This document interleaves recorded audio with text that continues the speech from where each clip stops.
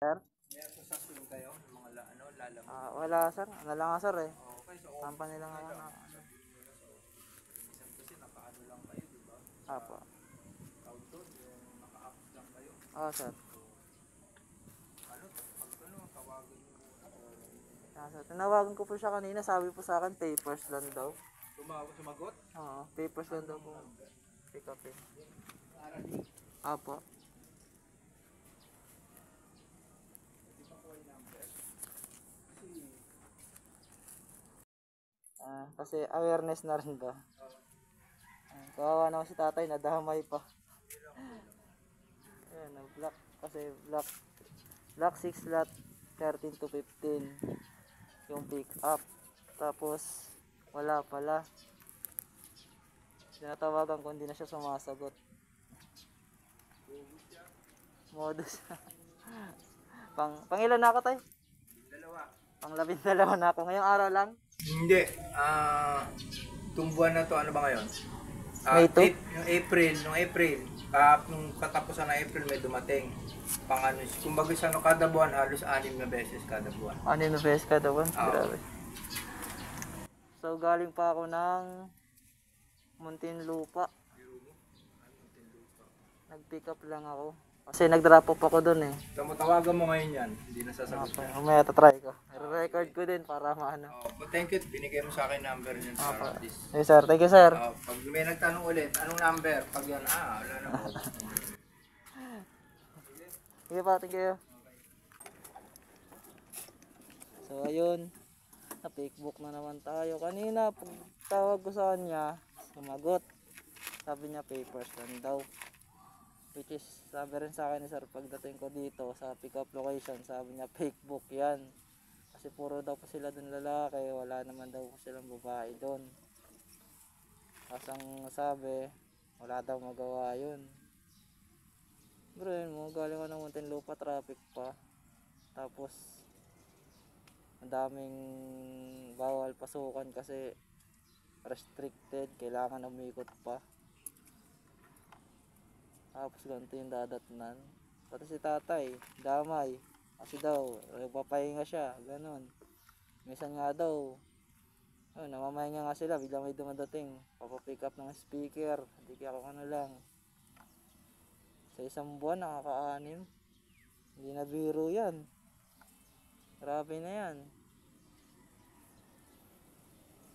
Ang dami kong sinikot-sikutan, makapunta lang dito kasi traffic. Gasolina ko, sayang. Tapos pagdating ko dito, ganun. Wala, talo. Wala, ibig sabihin nito, pahinga muna. Huwag muna ako. Sakit na naman yung tiyan ko. Hindi na kaya.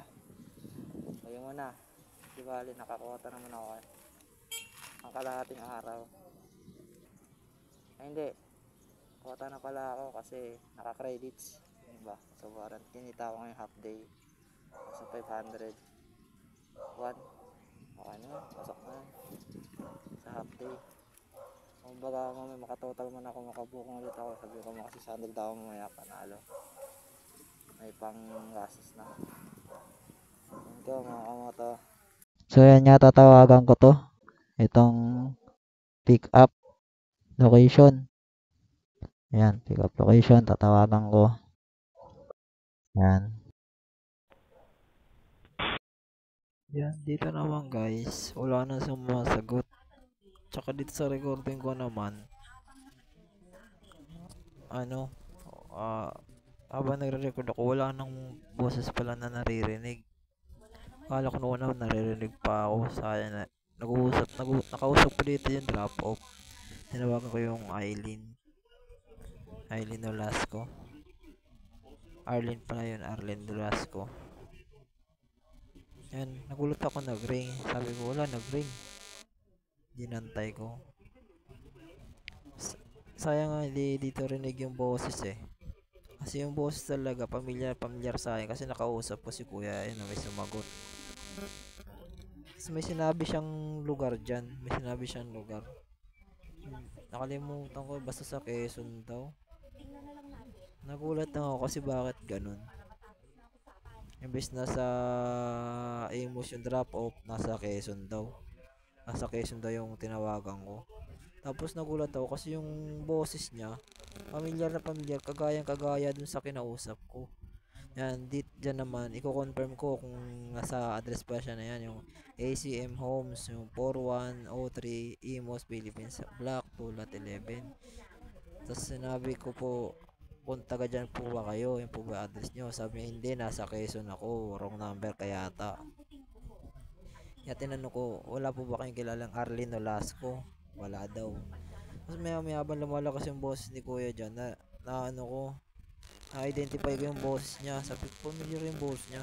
Parang feeling ko, kakakausap ko lang talaga eh. Yung boses niya kasi kagaya talaga kay tatay. Talaga nung una, hinihinaan niya pa para di siguro mahalata. Hanggang na, yung lumakas parang na-confident na siya na madali paniwalaan ito. Yun, na-realize ko, wala, si tata ngayon yung kausap ko kanina. Gulat na gulat lang ako. Nainis nga kasi wala yung voice record eh. Hindi ko alam kung paano yun. Kung may marunong mag ng voice record siguro, mako-confirm talaga natin na niloloko lang ako nun. Talagang daling-dali eh. Kung sakaling may iba pa to, nako hindi lang ako maloloko na ito. Sa isang buwan nakaka-anim, bihira yun. Siya na rin mismo may alam. Tsaka sa mga details sa binibigay niya, parang wala siyang palya eh. Biruin mo sa tandaan niya yun, memories niya pa. Halata sigurong papel, ano niya na yun, meron siyang tandaan niya na kung ano sasabihin niya, alam niya na sasabihin niya. Parang ano eh, parang may, ano na siya, kopyahan eh. Grabe, ang galing ng boses niya. Tapos yung number, pasulat-sulat pa siya para daw ma-block. Pero hindi, yung boses talaga ganun.